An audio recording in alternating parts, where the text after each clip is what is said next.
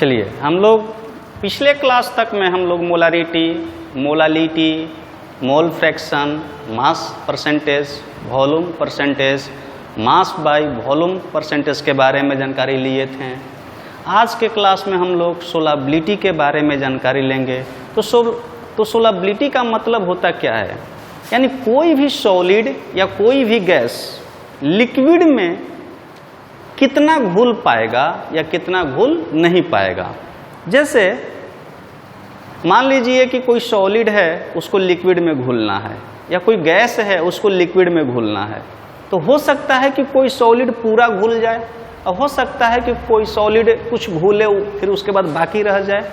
यानी कितना अमाउंट में घुलेगा या कितना अमाउंट में नहीं घुलेगा, इसी प्रोसेस को हम लोग सोलाबिलिटी कहते हैं, उसका वैल्यू कैलकुलेट करना। यानी solubility is the process in which substance in its maximum amount that can be dissolved in a specified amount of the solvent at a specified temperature. It depends upon the nature of solute and the solvent as well as temperature and pressure.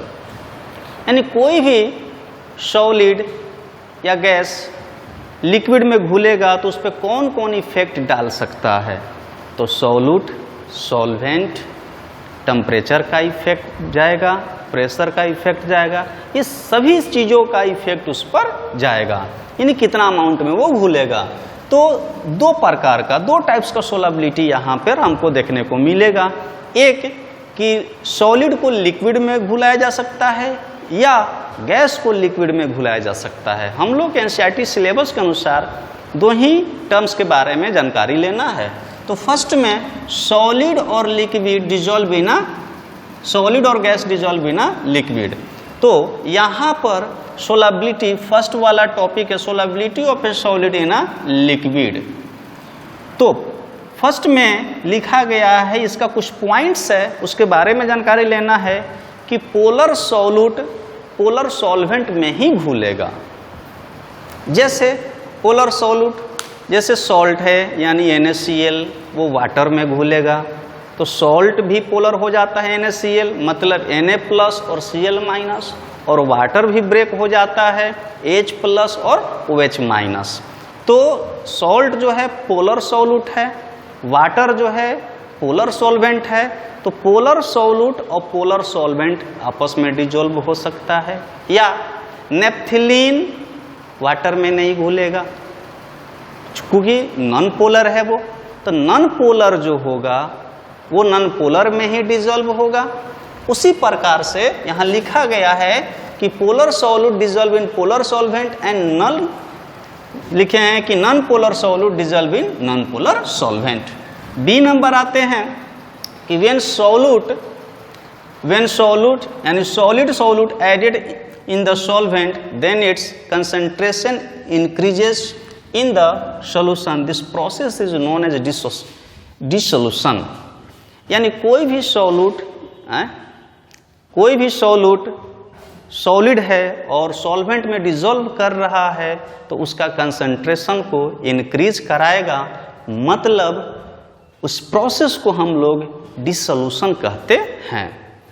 एक सी number में है कुछ solute particles जो है solution में collides करता है और उसको पुनः से हम लोग सॉल्यूशन से हटा भी सकते हैं। तो इस प्रोसेस को हम लोग क्रिस्टलाइजेशन कहते हैं। यानी इस प्रोसेस को क्या कहेंगे हम लोग, क्रिस्टलाइजेशन कहते हैं। एक सैचुरेटेड सॉल्यूशन है, कोई भी सॉल्यूशन, यानी सॉल्यूशन दो चीज से मिलकर के बना है, सॉल्यूट और सॉल्वेंट से मिलकर के बना है। यदि सेम टेम्परेचर और सेम प्रेशर पर इन दोनों कंपोनेंट यानी सॉल्यूशन में और कोई तीसरा कंपोनेंट ऐड नहीं हो सकता है तो इसी प्रोसेस को, इसी सॉल्यूशन को हम लोग सैचुरेटेड सॉल्यूशन कहते हैं।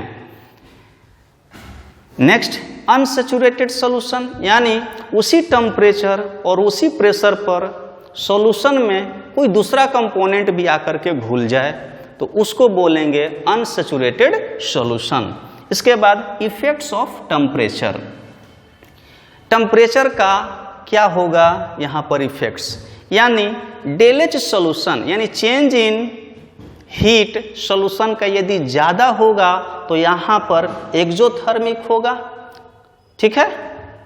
और चेंज इन टेम्परेचर यानी change in heat of solution का कम होगा तो यहाँ पर एक्सोथर्मिक, और चेंज इन हीट सॉल्यूशन का ज़्यादा होगा तो यहाँ पर एंडोथर्मिक होगा। इसी प्रकार प्रेशर का इफेक्ट, कोई भी प्रेशर का इफेक्ट जब सॉलिड लिक्विड में डिसॉल्व होगा तो उस पर कोई इफेक्ट प्रेशर का नहीं होगा, क्योंकि दोनों जो है सॉलिड और लिक्विड आर हाईली इनकम्प्रेसेबल होगा, यानी उसमें जो है कोई इफेक्ट नहीं पड़ेगा इस पर। तो ये हम लोगों का था solubility of solid in a liquid. अब हम लोग पढ़ेंगे नेक्स्ट क्लास में solubility of gas in a liquid. देखिए, अब हम लोग solubility of gas in a liquid पढ़ेंगे। फर्स्ट में पढ़े थे solubility of solid in a liquid, second में है solubility of gas in a liquid. यानी कुछ गैस भी है जो कि लिक्विड में डिसॉल्व होता है। जैसे में मान लिया जाए कि ऑक्सीजन है जो कि वाटर जो कि लिक्विड है उसमें डिसॉल्व होता है, तो effects of temperature and pressure क्या होगा सोलाबिलिटी पर इसमें, यानी solubility of a gas in a liquid is affected by the pressure and temperature, दोनों पर इफेक्ट करता है। Solubility of gas increases with increases the pressure, यानी प्रेशर को इसमें जब बढ़ाएंगे तब सोलाबिलिटी इसका बढ़ेगा। और उसमें क्या था कि प्रेशर पर कोई चेंज नहीं हो रहा था सोलाबिलिटी, जबकि इसमें प्रेशर पर चेंज करेगा। तो इसी के संदर्भ में एक हेनरी लॉ है। हेनरी लॉ में ये बताया गया है कि जो भी प्रेशर होगा, जो भी सॉल्यूशन का प्रेशर होगा यानी पार्शियल प्रेशर, वो डायरेक्टली प्रोपोर्शनल होगा उसके मोल फ्रैक्शन के। तो लिखा गया है according to Henry law the solubility of gas in a liquid is directly proportional to the partial pressure of the gas present above the surface of a liquid or a solution, and mole fraction of a gas in the solution is proportional to the partial pressure of the gas over the solution. So finally ये बताया गया कि partial pressure of a gas in a vapor phase is proportional to the mole fraction of the gas, यानी P directly proportional to X, यानी P is equal to KHX, where KH is a Henry KH is the Henry constant.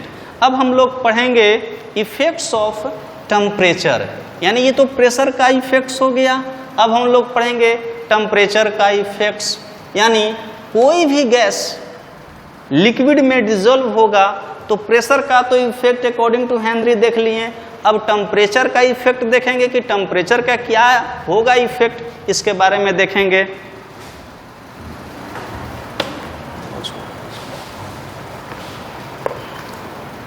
देखिए, अब हम लोग यहाँ पर effects of temperature के बारे में आते हैं। तो गैस जब लिक्विड में डिसॉल्व होगा तो उस पर टेम्परेचर का भी इफेक्ट्स होगा, यानी solubility of gas in a liquid decreases with rise the temperature, यानी टेम्परेचर बढ़ेगा तो सोलाबिलिटी डिक्रीज करेगा, ठीक, और टेम्परेचर घटेगा तो सोलाबिलिटी इंक्रीज करेगा। तो उसी पर इन पूरे आज के क्लास पर एक क्वेश्चन है, if N2 gas is bubbled through water at 293 kelvin, how many millimoles of N2 gas would be dissolved in 1 liter of water? Correct. Assume that N2 extract a partial pressure of 0.987 bar, given Henry constant दिया है 293 kelvin पर 76.48 बार। तो सबसे पहले Henry law क्या था, यानी Henry law था according to Henry law P is equal to KH into X, P जहाँ पे पार्शियल प्रेशर, X जहाँ पे मोल फ्रैक्शन, नाइट्रोजन का है तो नाइट्रोजन का ही निकलेगा, और KH के एच जो है वो है हेनरी कांस्टेंट, तो x is equal to P upon K H find करेंगे। तो यहाँ से x क्या मिलेगा हम लोगों का, तो P नाइट्रोजन का कितना दिया गया है, नाइट्रोजन का दिया गया है यहाँ पर, ये देखिए 0.987 बार डिवाइडेड बाई के एच का वैल्यू कितना दिया गया है 76.48 बार ये दिया गया है। तो यहाँ से मोल फ्रैक्शन आ गया। तो मोल फ्रैक्शन किसका आया, तो नाइट्रोजन का। अब देखेंगे नाइट्रोजन और वाटर, यानी यहाँ पर वाटर ही है 1 लीटर में, चूंकि वाटर का वैल्यू कितना दिया गया है यहाँ पर 1 लीटर, तो 1 लीटर में कितना मोल्स ऑफ वाटर होगा, तो यानी 1 मोल में कितना ग्राम, तो यहाँ पर 18 ग्राम होता है, और 1 लीटर में लमसम जो वाटर का मोल्स आएगा वो 55.5 आएगा। यानी now x is equal two moles of nitrogen divided by moles of nitrogen plus moles of water. तो x का तो वैल्यू हमने लाया है यहाँ पे 0.987 divided by 76.48 is equal to, मान लिया जाए कि N2 का मोल्स मेरा N है, डिवाइड N प्लस 1 लीटर में वाटर का मोल्स 55.5, ठीक है। तो यहाँ पर वो भी मिली मोल्स निकालना है, मिली मतलब 10⁻³ में, तो ये तो बहुत छोटा टर्म्स है। If n very very less than, इसलिए इस n को गायब कर देंगे, तो 0.987 upon 76.48 is equal to n by 55.5। अब यहाँ से n का वैल्यू हम लोग फाइंड कर सकते हैं, क्रॉस मल्टीप्लाई कर लेंगे, जो डाटा आएगा यहाँ से n का वैल्यू फाइंड हो जाएगा। तो इस तरह से हम लोग सोलबिलिटी का टॉपिक जो है एनसीईआरटी के थ्रू हमने समाप्त कर लिया। अब हम पढ़ेंगे कोलिगेटिव प्रॉपर्टीज, जो कि सॉल्यूशन चैप्टर का सबसे इम्पोर्टेंट टर्म्स है कोलिगेटिव प्रॉपर्टीज, जिसको अगले क्लास में हम जानकारी लेंगे।